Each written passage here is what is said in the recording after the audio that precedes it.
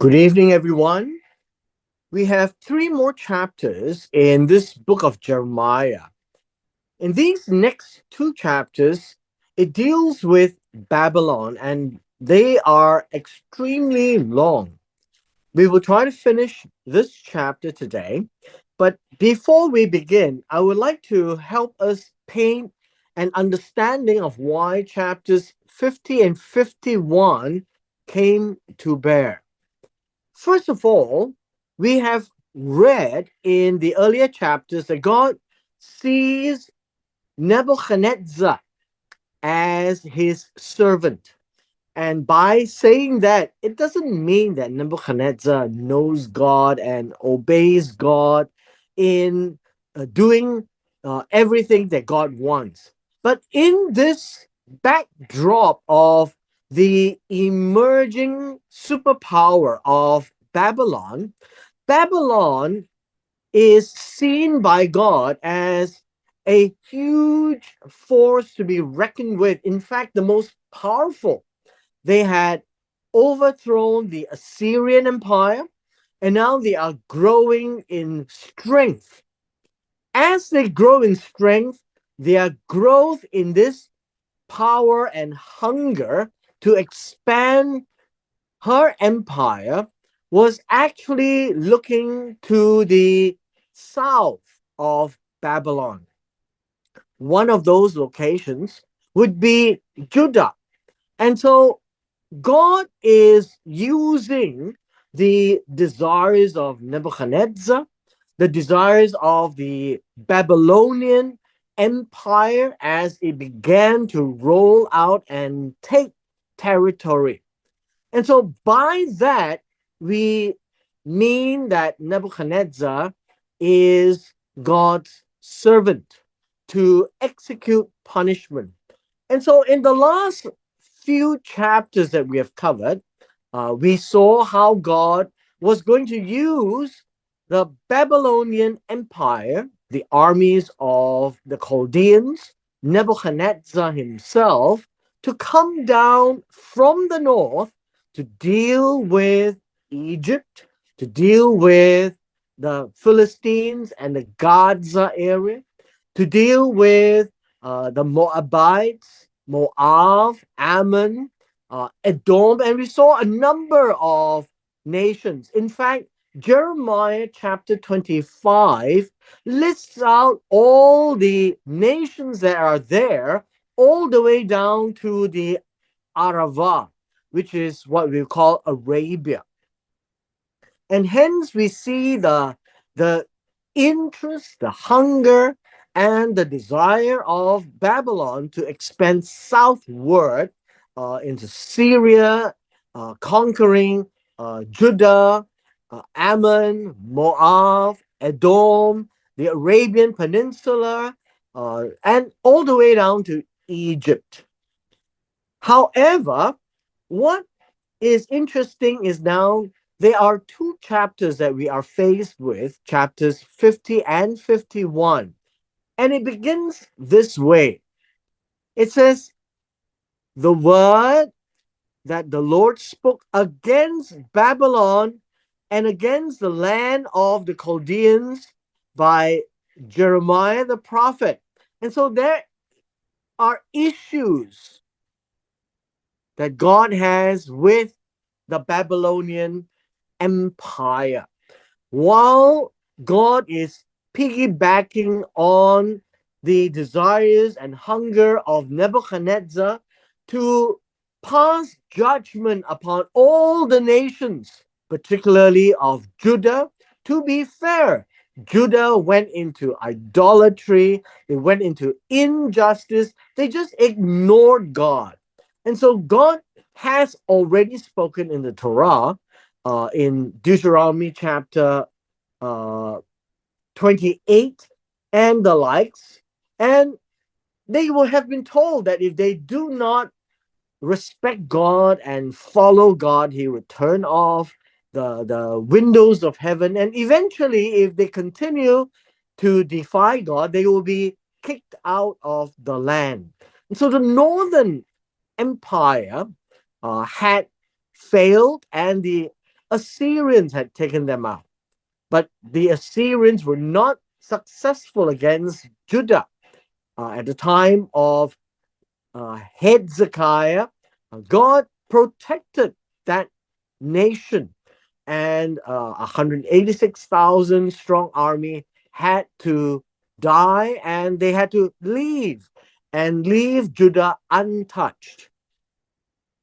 However, whatever the Assyrians did to Israel and Judah, God is expecting to lay the same judgment on Babylon because of their dependency on their gods, their idols, and also a mistreatment of God's people. Now, notice this is actually God against Babylon, spoken through the prophet Jeremiah. And this is done before Zedekiah had lost Judah, which means that it was before the third siege. And what is important then that these are prophetic words. At this point in time, Babylon is a rising power. In fact, a rising superpower. And wherever they wanted to capture, they would destroy the place and they would take the people away. And so we've read a number of the chapters regarding the nations that mistreated Judah and Israel. Now, the focus of God is placed on Babylon while Babylon was still emerging as a superpower, not Babylon losing its control. And hence, these prophetic words will be difficult for Babylon to swallow and will be difficult for people who are hearing this from the mouth of Jeremiah. And so, this is what God says: declare among the nations. The nations here are the Goyim. All the nations go and proclaim, uh, raise up a flag. Now, this is what it means. A standard is a flag, right? A flag or a banner. Proclaim. Now, the idea of proclaim in this case is to give a report about it. I think give a report would be easier to understand. To give a report, uh, do not conceal it, do not hide it. Say this. Now, this is what is being said. Babylon is taken, Bel is shamed. Now, all of these are to really describe the fall of Babylon. Now, again, I have mentioned this is the time where Babylon is never expected to fail. Babylon is rising in power. Bel is the name of their god. Merodach is broken into pieces. That is also another name of their gods. Her idols are humiliated, her images are broken into pieces. And this is to deal with idolatry. None of the deities of Babylon will be able to help, but they think they can because of their success in the past. And so this prophecy is about the future. Although the language used as if has already happened, this is very typical of Hebrew prophecies. Prophetic utterances usually is described in the past tense as if it has already happened, but it hasn't. And so it would be said to be declaring something that is of absolute certainty. And as Jeremiah is to make the report to the nations, cause them to hear. So this word proclaim is cause to hear. Both. Cause them to hear it so that everyone will know that there will come a day where Babylon will fall. And the language used is also to prove that at this point in time, nobody will believe it. But it has been uttered by Jeremiah. And when it comes to pass 70 years down the road, yes, it will happen exactly how God has described in these two chapters. And people will have no choice but to really accept that the powers of Jehovah is real and true, but more so the nation of Israel. Now, the description of the fall comes this way. It says, "For out of the north a nation comes against her, which shall make her land desolate, and no one shall dwell therein. They shall move, they shall depart, both man and beast." These are all prophetic language.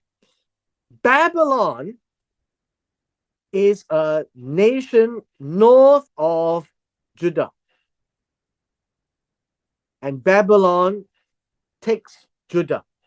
And what's interesting is that a nation that is north of Babylon will come and take Babylon. And we know this now looking back, this would be the Medes and the Persians. So this would be the Medo Persian Empire that will take Babylon from the north. And the king would be King Cyrus. In verse 4, it says, "In those days and in that time, says Jehovah, the children of Israel shall come, and they and the children of Judah together with continually weeping, they shall come and seek the Lord their God.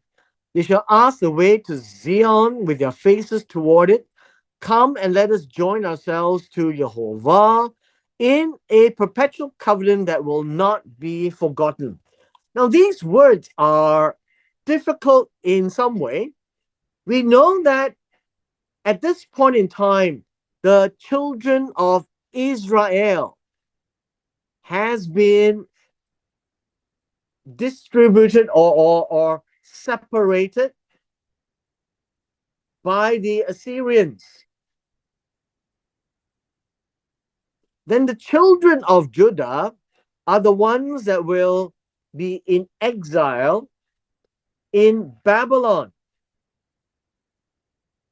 When we look into the historical narratives, we see that these children of Judah will come back. Not many, because they are already in their next generation, and most of them are born there in Babylon. So the desire to return home is not all that great. But they will come back nevertheless to rebuild the temple and the city. However, when you look at this passage, it seems that all 12 tribes are involved.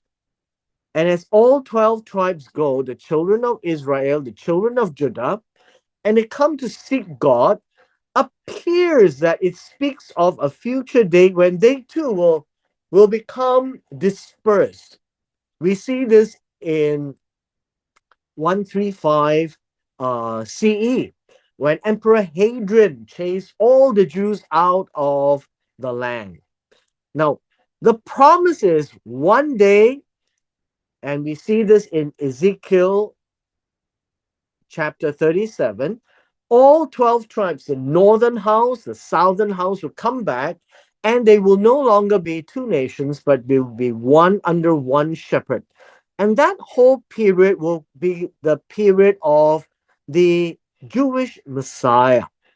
And they will fulfill Isaiah chapter 2, verses 1 to 4. They will stream up to the temple of God, and there will be a temple, and there will be their desire to be back in the covenant with God. And so we see today that the children of Judah aren't that loyal, aren't that faithful, aren't that devout to God. But this is a passage that will tell us that one day it will happen. Verse 6, my people have been lost sheep. Their shepherds have led them astray. That would be the kings. They have turned them away on the mountains to serve uh, idols. They have gone from mountain to hill. They have forgotten their resting place when they have been dispersed, especially the house of Israel. After the Assyrians came, they are lost in that sense. So they are lost sheep, that they have forgotten their resting place. They are not coming back. All who found them have devoured them. Their adversaries said, we have not offended. Now, this word, we have not offended, means what? We are not guilty. We are not to be blamed. Not to be blamed. In fact, it actually tells them that they are not guilty because they have sinned against Jehovah, the inhabitants of justice, Jehovah, the hope of their fathers. So the first thing they need to understand is Israel and then Judah are destroyed because of their disloyalty to God. They have violated God. They have gone after other idols. They have been unjust to society. And so their adversaries are not afraid to hurt them, which God is using that very purpose to execute judgment. But they will come back. And so we see in verse 8 onwards. In verse 8 onwards, it says, moved from the midst of Babylon, go out of the land of the Chaldeans, which is Babylonia, and be like the rams before the flocks. Now, the idea of being a ram before the flocks is that in a flock, the males lead the way. And this is about the return. For behold, I will raise and cause to come up against Babylon an assembly of great nations from the north country, which we now see as Medo Persia. At this point in time, when it's spoken, nobody knew. And they shall array themselves against her. Therefore, she shall be captured. Their arrows, as an expert warrior, none shall return in vain. And Chaldea shall become plunder. All who plunder her shall be satisfied, says Jehovah. And so these are prophetic words that describe the fall of Babylon and for them to return home in the midst of all these happenings. Because you were glad, because you rejoiced, you destroyers of my heritage. Talking about Nebuchadnezzar and the Babylonian Empire, because you have grown fat like a heifer threshing grain, and you bellow like bulls. They are happy because they have captured God's people. Your mother shall be deeply ashamed. She who bore you shall be ashamed. Behold, the least of the nations shall be a wilderness, a dry land, and a desert. This will be the end of Babylon. The idea here, uh, right now, the least in verse 12 is not about the least, but it's about the end of the nations shall be a wilderness and a dry land. This is the start and this is the end. These are all very poetic expressions. When you start, you're so great, but you will end up like a desert. Why? Because of the wrath of Jehovah, she shall not be inhabited, but she shall be wholly desolate. Everyone who goes by Babylon shall be shocked and whistle at her plagues, like how Moab and Edom laugh at Israel. And this will be how Babylon will be treated, like they were so great and so big, and suddenly they were no longer. Put yourselves in array against Babylon all around, all you who bend the bow, shoot at her, spare no arrows, for she has sinned against the Lord. Now, these are powerful words. This would be the nations of the north.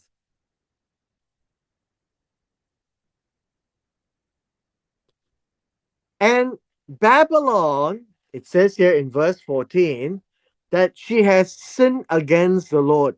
The way that Babylon had treated Judah is not acceptable. While there is a need to be conquered, but Judah does not deserve to be completely wiped out. So it says, shout against her all around, for she has given her hand. Her foundations have fallen. So we're still talking about the fall of Babylon. Her walls are thrown down, for it is the vengeance of the Lord. Take vengeance on her, as she has done, so do to her. Remember, as she has done to the Lord's people. And so God will take advantage of this and take vengeance. And so that is what God means. Vengeance is mine, says the Lord. That one day when the time comes, Babylon, who came to attack Judah, will herself be attacked and will be destroyed like the way she had destroyed Judah. Cut off the sower from Babylon and him who handles the sickle at harvest time. There will be no time for harvest. Everybody will be running away. For fear of the oppressing sword, everyone shall turn to his own people and shall flee to his own land.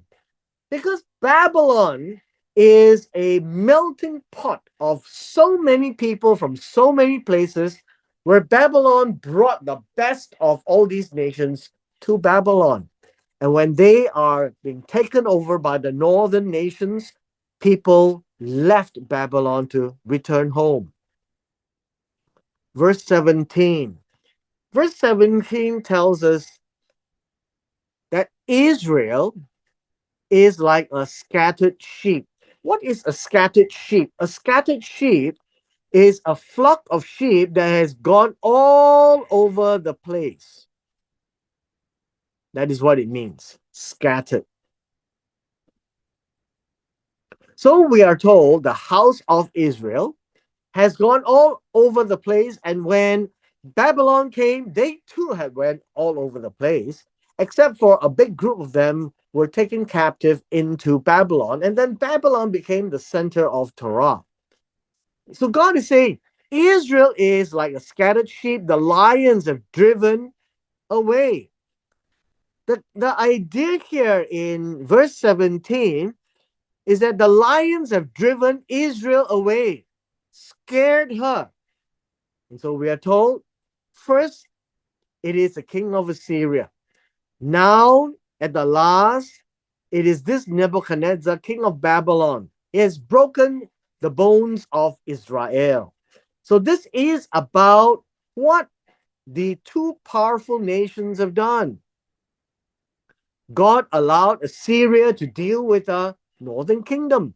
God allowed Nebuchadnezzar to deal with a southern kingdom. And the result of this is everybody has gone all over the place.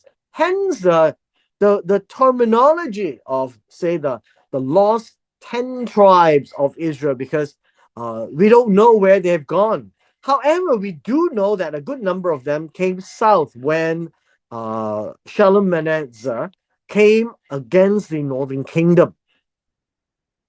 So now we read, therefore, thus says the Lord of hosts, the God of Israel. And God says this, behold, I, Jehovah, will punish the king of Babylon and his land as I have punished the king of Assyria. So remember, these are prophetic words. The king of Assyria were beaten by the king of Babylon. And so we would have the northern nations, and then they will deal with the king of Babylon. That's how the sequence will go. Of course, when you go back and read Daniel chapter 2, then you would see the dream of Nebuchadnezzar, and he himself will be duly reminded that at the height of his empire, there will be successive empires that will come after him. We continue in verse 19. Verse 19 tells us that God says, but I will bring Israel to his home, and he shall feed on Carmel and Bashan. His soul shall be satisfied on Mount Ephraim and Gilead. Now remember, Carmel is on the west, Bashan is on the east of the Jordan. Ephraim is on the west, Gilead is on the east. And so this is a time, one day, where everyone will come back. We don't have this scenario yet, right? We don't have. So it says, in those days and in that time, says Jehovah, the iniquity, the verse 20 is, the avon of Israel shall be sought, but there shall be none. The chatat of Judah shall be sought, but they shall not be found. For I will pardon those whom I preserve. Now, these are prophetic words, and we need to know this. This is an A, this is a B. This is about the Avon of Israel and the Khatat of Judah. Both together will be Israel as a whole. They shall not be found, there will be none, because God himself will pardon. This word, pardon here, literally means to forgive. God will forgive, and you'll find that this forgiveness comes after retribution. Because they now have been scattered by the Assyrians, they will eventually be taken into captivity in Babylon. But God says, I will preserve. The idea of preserve means to cause to remain. Because there is this idea, I preserve, I will cause to remain, I will cause them to be alive. It will tell us that Israel will never be gone. And this was spoken at the time of Jeremiah. At the time of Jeremiah, God had already said that, yes, you will be punished, you'll be judged, but then I will pardon you and bring you back, because I will cause you to remain. Now, all of this is about Israel as a nation, not about individuals. Israel as a nation. And when they come back to the land, they will come back as a faithful remnant. Now, these are the promises that God has made, that one day they will come back in this way, where they will have Carmel and Bashan, Mount Ephraim and Gilead. But it is in those days and in that time. Go up against the land of Merathaim. That would be a place in Babylon. Against it, against the inhabitants of Pekod. Waste utterly destroy them, says Jehovah, and do according to all that I have commanded you. The sound of battle is in the land of Babylon and of great destruction. So you see what we call a staccato. You see a few passages about the destruction of Babylon, and then we look at Israel, and then back to Babylon again. But and primary focus is really Babylon. It says here in verse 23 how the hammer of the whole earth has been cut apart and broken. Babylon is known as the hammer. Why? Is because they are the ones who have gone out and powerfully hammered every nation to destroy them. And how Babylon has become a destruction among the nations. For I have laid a snare for you. You have indeed been trapped, O Babylon. You were not aware, you have been found, also caught, because you have contended against the Lord. So, this is a judgment that God is pronouncing against Babylon, but it will be one day in the future. This Jehovah has opened his armory, has brought out the weapons of his indignation. All this is poetic language, for this is the work of Adonai Jehovah Tzvaot in the land of the Chaldeans. And this is a pronouncement of destruction against Babylon. Come against her from the farthest border, open her storehouses, take everything as their spoils, cast her as heaps of ruins, and destroy her utterly. Let nothing of her be left.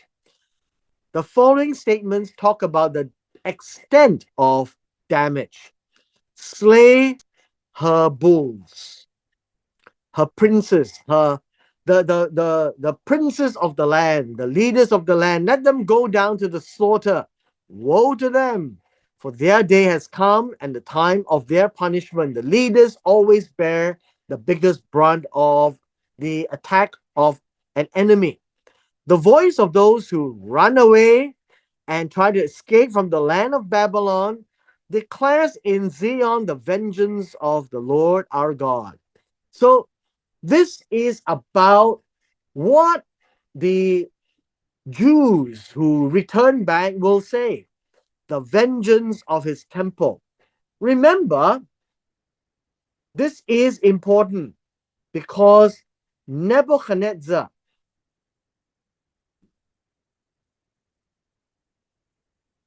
destroyed the city of God, Jerusalem, as well as the temple. And God is holding Nebuchadnezzar responsible. So this is the vengeance of the temple, the vengeance of Jehovah, our Elohim. Call together the archers against Babylon. This would be the northern nation archers, people who shoot bows and arrows very sharply. You who bend the bow and camp against all around it, lay siege. Let none of them run away. Repay Babylon according to what she has done to destroy the temple of God. According to all she has done, do to her. The punishment, the justice here is always on what is done, not what is thought. For she has been arrogant against God, against the Holy One of Israel. And so the Holy One of Israel is Jehovah. Therefore, her young men shall fall on the streets. All her men of war shall be cut off in that day. They will not be able to fight against the northern nation. Because behold, I, Jehovah, is against you, O most arrogant one. Because when you're powerful, you tend to be arrogant. Like Nebuchadnezzar, he is a king of the world, and nothing can stand in his way, says the Lord God of hosts. For your day has come, the time that I will punish you. So God has a timing for the destruction of Babylon, and it has to come after the 70 years is up, so to fulfill the words of Jeremiah. So the most arrogant or proud will stumble and fall. No one will raise him up.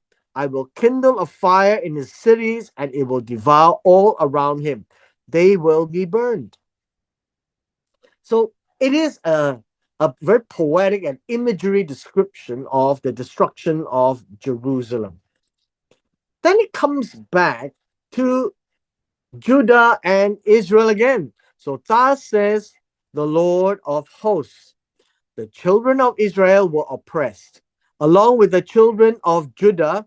All who took them captive have held them fast, did not want to let them go. They have refused to let them go. Remember, this is the northern kingdom, this is the southern kingdom. And whenever we read this, we are still looking at the north and south, but they will both come back as one nation. And God is saying through Jeremiah, their Redeemer is strong. In verse 34, the idea of redeem, you will find this idea of redeem as one who will take vengeance, is as one who will take back ownership. So that when they are in captive in another land, then God is not seen as the owner. They are seen as the owner of God when they come back to the land. And so first they were redeemed from Egypt, and then they have to be redeemed from wherever they are, from Babylon and from the ends of the earth. The Lord of hosts is his name. So God is their redeemer. He will thoroughly plead their case that he may give rest to the land of Israel and the disquiet the inhabitants of Babylon. So God will take them back from Babylon. A sword against the Chaldeans, against the inhabitants of Babylon, against her princes, against her wise men. Sword means from an opposing nation. So a sword is against a soothsayer, they will be fools. They are the ones who advise the king that everything is fine. A sword is against her mighty men in the army, and they will be discouraged. A sword against their horses, because horses are used in war, against their chariots. A sword is against the horses, against the chariots, and against all the mixed people who are in their midst. Now, this is an interesting expression. In verse 37, this idea of a mixed, how should we say, against all the mixed people. This idea of mixed people are actually, I guess we can say they are allies from multi nations that stood with Babylon. I think that would be a way of expressing it.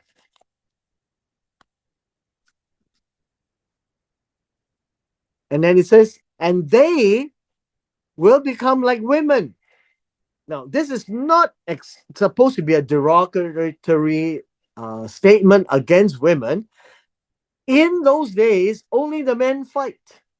And so when the poetic language says that these people who are fighting for Nebuchadnezzar, for Babylon, they will become like women. They don't know how to fight. A sword is against everything they have of value, and they will be robbed. A drought is against her waters, and they will be dried up. For it's a land of carved images, idolatry, and they're insane with their idols. Insane here is infatuated. I think this would be a better word to use. Uh, in infatuated means they are lost in their idols. Make them into like blind and madmen. Therefore, the wild desert beasts shall dwell there with jackals, which means in desolation, Babylon will be no more. The animals will be there instead. The ostriches will dwell in it. It shall be inhabited no more forever. Now, this word forever is unto generations to generations. Uh, for a long time, right? Generation to generation and for a long time.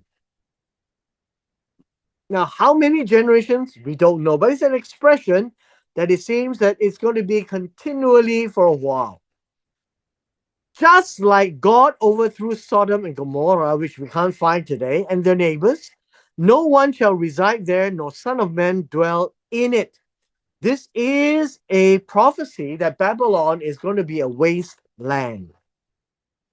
We find in 41, it says, Behold, a people shall come from the north, a great nation and many kings shall be raised up from the ends of the earth. Far north they shall hold the bow and the lands. They are cruel, they shall not show mercy, their voice shall roar like the sea, ride on horses, set in array, like a man for the battle against you, O daughter of Babylon. So we need to then just remember this is a nation that will come from the north with many powerful kings. And they will come and they will take Babylon. By this time, it says here, the king of Babylon is no longer Nebuchadnezzar, has heard the report about them. His hands grow feeble, anguish has taken hold of him, pangs as a woman in childbirth, as if it's going to be uncontrollable out of his hands. In the last passage, it says, Behold, he, the northern nation, shall come up like a lion from the floodplain of the Jordan. What this means is the Jordan suddenly overflows. That's what it means. It comes all of a sudden against the dwelling place of the strong, which is Babylon, and I will make them suddenly run away from her, that Babylon will run away from the northern kingdom, who is a chosen that I may appoint over her. Now, in verse 44 is something that we need to bear in mind. 44 is really to deal with a lion that comes on the floodplain of Jordan, like how Babylon came upon the nations around Jordan. This northern nation will be the same. They will come over Babylon just as the same way. Who shall I cause to appoint to choose this nation over her? Now, eventually in the book of Isaiah, we also read of how Cyrus was seen as the Mashiach. And in so doing, appears to be one that is chosen by God. But here is a question. These are all in questions. Who can I bring? For who is like me? Who will judge for me? And who is that shepherd that who will stand before me? Not withstand me, but more to stand to face me. And so there will be a chosen one. There will be a time of war that will be brought upon the Babylonians. So we come to the last two verses. So therefore, this is spoken to all the nations. Hear the counsel, the plan of Jehovah that he has taken against Babylon and his thoughts. his advice that he has fought against the land of the Chaldeans. So we can see here the counsel as well as the advice. This will also be a purpose, an advice, a plan. This is an A and a B. God will take against Babylon. God will take against the Chaldeans. Surely the least of the flock shall draw them out. Surely the young or the youngest of the flock, the young or the youngest of the flock shall drag them out. He will surely not make their dwelling place. It should be destroy. He will certainly destroy their dwelling places.